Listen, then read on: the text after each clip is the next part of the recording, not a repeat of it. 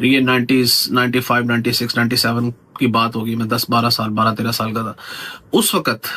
मैंने लश्कर तैयबा के जंगजुओं को मस्जिद के बाहर AK-47 को डिस्प्ले करते देखा है।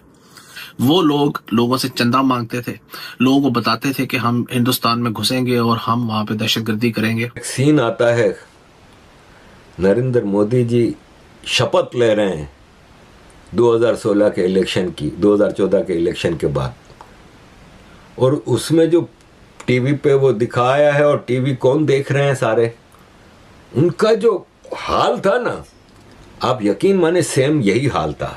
सरप्राइज इसलिए कि कभी कभी ऐसा होता है कि आपका दुश्मन आपको कुछ गंदे हकायक दिखाता है, आपसे मुताल्लिक आपको आईना दिखाता है, और मेरा ख्याल है इस फिल्म के अंदर थोड़ा बहुत ऐसा दिखाया गया है। खासतौर पर जो लश्कर तैयबा वाला सीन है, मैं एक पढ़ा लिखा आदमी हूँ, मैं एक रियलिटी बेस्ड आदमी हूँ, मैं झूठ नहीं बोलता। मैंने अपनी आंखों से लश्कर तैयबा का जो अरूज है पाकिस्तान में देखा हुआ है। 2 से 3 दिन के अंदर इस मूवी ने 500 करोड़ क्रॉस कर दिया है। 500 करोड़ इस मूवी ने क्रॉस कर दिया। मैंने आपको परसों बताया था जब इसके ऊपर शो किया था। इनकी मैया मर गई थी, ये सोच भी नहीं सकते थे कि इतनी काया पलट जाएगी। और इसके लिए मैं सलाम करूंगा भारत की जनता को, जिन्होंने वोट देके नरेंद्र मोदी जी को जिताया है तीसरी बार। ये कोई जहादीवादी नहीं है, ये भूखे कुत्ते हैं, ये हमारे मजहब को गंदा कर रहे हैं, और ये भूखे कुत्ते इनके आगे जो बोटियां डालेगा कल को उसके लिए ये हमें भी काटेंगे, हमें भी मारेंगे। और फिर वही हुआ कि प्रॉक्सिस पाकिस्तान ने क्रिएट की। झूठ नहीं बोलना, सच्ची बात है, पाकिस्तान ने प्रॉक्सिस क्रिएट की है, पाकिस्तान ने तालिबान क्रिएट की है, पाकिस्तान ने और बहुत सारे लश्कर जंगवी, लश्कर तैयबा, पाकिस्तान ने इस्लाम के नाम पे बहुत कुछ पाकिस्तान में गलत हुआ, और फिर उन्होंने वापस हमें काटा। नमस्कार दोस्तों, हमारे देश में ऐसे बेवकूफ़ लोगों की कमी नहीं है, ऐसे मूर्ख लोगों की कमी नहीं है जो अभी भी धुरंधर को कहने की ये तो रियलिटी बेस नहीं है। ठीक है, एक मूवी को एक मूवी की तरीके से ही बनाया जाता है, लेकिन बहुत सारी सच्चाई उसमें है। ये सब जानते कि भाई 500 के नकली नोट होते थे। अतीक अहमद का जो हिस्ट्री थी, जो इतिहास था, किस तरह का वो डबल डॉन था, क्या क्या करता था, वो सबको पता था पहले से। पाकिस्तान में किस तरह से आतंकवादी संगठन काम करते थे, उनके कैंप वहाँ पे चलते थे, ये सारी चीज़ें सबको पता थी। अब इस वीडियो में खुद पाकिस्तानी लोग इस चीज़ को मान रहे हैं, इसे मेंशन कर रहे हैं कि भाई ऐसा होता था। अब पाकिस्तानी खुद ये बात बोल रहे हैं क्योंकि उन्होंने ये सब देखा था, लेकिन हमारे देश में जो मूर्ख लोग हैं उनको कभी अकल नहीं आएगी, वो अभी भी इसको झूठ ही बोलेंगे। और ऐसे लोग अपने आप को इंटेलेक्चुअल कहते हैं, पढ़ा लिखा कहते हैं, जो झूठ बोलने में सबसे आगे हैं हमारे देश में। एक फिल्म होती है, लेकिन जो धुरंधर है उसमें बहुत सारी चीज़ों को सच्चाई के तरह दिखाया गया, और वो एक सच का एक हिस्सा है, हमारी हिस्ट्री का एक हिस्सा है, ऐसा होता था। आप क्या सोचते हैं कमेंट बॉक्स में ज़रूर लिखिएगा। वीडियो अच्छा लगे तो लाइक और शेयर ज़रूर करें, चैनल को सब्सक्राइब करना ना भूलें और बेल का आइकन प्रेस कर दें लेटेस्ट नोटिफिकेशन भी। आइए आगे बढ़ते हैं इस वीडियो में। अब मुझे ऑनेस्टली नहीं पता था कि फिल्म 4 घंटे 20 मिनट, क्योंकि मैंने तो इस फिल्म का सिर्फ ट्रेलर देखा था और मुझे नहीं पता था इस फिल्म में इतना ज्यादा कुछ है। जब मैंने देखा कि 4 घंटे, मैं कहा भाई 4 घंटे 20 मिनट क्या हो गया तुझे भाई?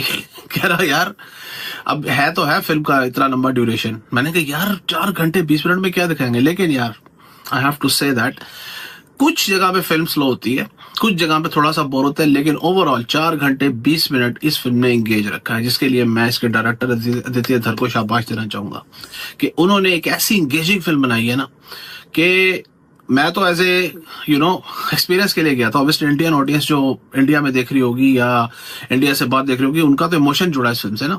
तो मैं तो एज ए न्यूट्रल पर्सन देखने गया था, हालांकि मेरे मुल्क के खिलाफ फिल्म थी, लेकिन मैंने कहा यार कि मैं देखता हूं, मैं भी इंगेज रहा उस फिल्म के अंदर। अब बात करते हैं यार कि फिल्म क्योंकि पाकिस्तान के खिलाफ थी, तो ऑब्वियसली हमारा थोड़ा सा इमोशन इस पर जुड़ा था कि यार हम देखते हैं कि हिंदुस्तानी हमसे कितनी नफरत करता है। लेकिन आई हैव टू से आई वाज सरप्राइज इसलिए कि कभी कभी ऐसा होता है कि आपका दुश्मन आपको कुछ गंदे हकायक दिखाता है, आपसे मुताल्लिक आपको आईना दिखाता है, और मेरा ख्याल है इस फिल्म के अंदर थोड़ा बहुत ऐसा दिखाया गया है। खासतौर पर जो लश्कर तैयबा वाला सीन है, मैं एक पढ़ा लिखा आदमी हूँ, मैं एक रियलिटी बेस्ड आदमी हूँ, मैं झूठ नहीं बोलता। मैंने अपनी आंखों से लश्कर तैयबा का जो अरूज है पाकिस्तान में देखा हुआ है। लाहौर में एक मस्जिद थी माल रोड के ऊपर, लाहौर में, उसका नाम है मस्जिद शोदा, आप उसको सर्च कर सकते हैं। मैं वहाँ जुमे की नमाज पढ़ने जाता था, और जब मैं बाहर निकलता था, मैं छोटा था उस वक्त, 12-13 साल मेरी उम्र थी। ये 90s 95 96 97 की बात होगी। मैं 10-12 साल 12-13 साल का था उस वक्त।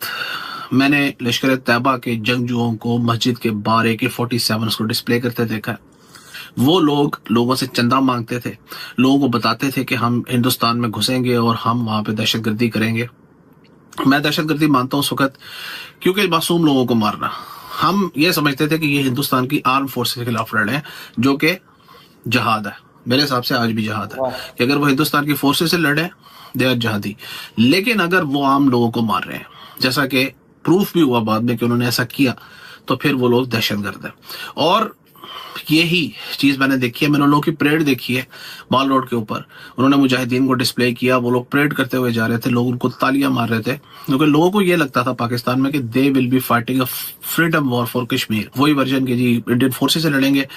तो लोग, एक आदमी खड़ा हुआ था वहां पे, वो कहता है वाह जी वाह, देखो मुंडे किस तरह जा रहे हैं, तो लड़न जहाद करन। तो एक बाबा जी खड़े थे और उनके वो जबान से वर्ड जो निकले हैं मुझे आज तक याद है। उन्होंने कहा बेटा ये कोई जहादी वादी नहीं है, ये भूखे कुत्ते हैं, ये हमारे मजहब को गंदा कर रहे हैं, और ये भूखे कुत्ते इनके आगे जो बोटियां डालेगा कल को उसके लिए हमें भी काटेंगे, हमें भी मारेंगे। और फिर वही हुआ कि प्रॉक्सिस पाकिस्तान ने क्रिएट की। झूठ नहीं बोलना, सच्ची बात है, पाकिस्तान ने प्रॉक्सिस क्रिएट की है, पाकिस्तान ने तालिबान क्रिएट की है, पाकिस्तान ने और बहुत सारे लश्कर जंगवी, लश्कर तैयबा, पाकिस्तान ने इस्लाम के नाम पे बहुत कुछ पाकिस्तान में गलत हुआ, और फिर उन्होंने वापस हमें काटा।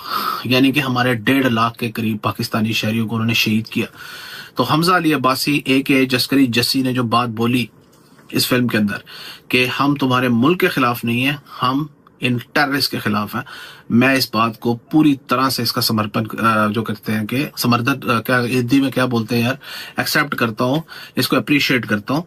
और अगर ये बात जो उन्होंने बोली है अगर ऐसा ही है, तो भाई साहब जो टेररिज्म के खिलाफ है वो हमारा साथी है, हमारा दोस्त है। नरेंद्र मोदी जी शपथ ले रहे हैं 2016 के इलेक्शन की, 2014 के इलेक्शन के बाद, और उसमें जो टीवी पे वो दिखाया है, और टीवी कौन देख रहे हैं सारे, उनका जो हाल था ना, आप यकीन माने सेम यही हाल था, इससे ज्यादा बुरा हाल था। इनकी मैया मर गई थी, ये सोच भी नहीं सकते थे कि इतनी काया पलट जाएगी। और इसके लिए मैं सलाम करूंगा भारत की जनता को, जिन्होंने वोट दे के नरेंद्र मोदी जी को जिताया है तीसरी बार। उनकी मैया मर गई है।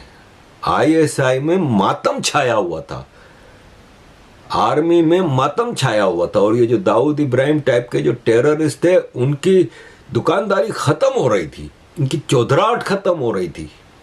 हमने भाई इस पूरे सिलसिले में, मैं 32 साल से इस पूरे सिलसिले में मौजूद हूं, मैं पल पल वाकिफ हूं कि किसका क्या रोल था। 2014 में नरेंद्र मोदी के इलेक्शन के बाद जब मैं गया था जिनीवा, तो वहां पे तो पूरे पाकिस्तान की भी गंद बला आती है, और मैं उनके रिएक्शन और उनके उस सारे मातम से देख के मुझे अंदाजा हो रहा था कि कितनी बड़ी खबर है। और जो नोटबंदी हुई थी उससे कितना इफेक्ट पड़ा था, वो सारे प्रोपेगेंडा मशीन जो ISI की आती थी, इनके बजट खत्म हो गए थे, इनका धंधा खत्म हो गया था। इन्होंने जिनको एजेंट बनाया हुआ था वो छांटी कर दी थी कितनों की।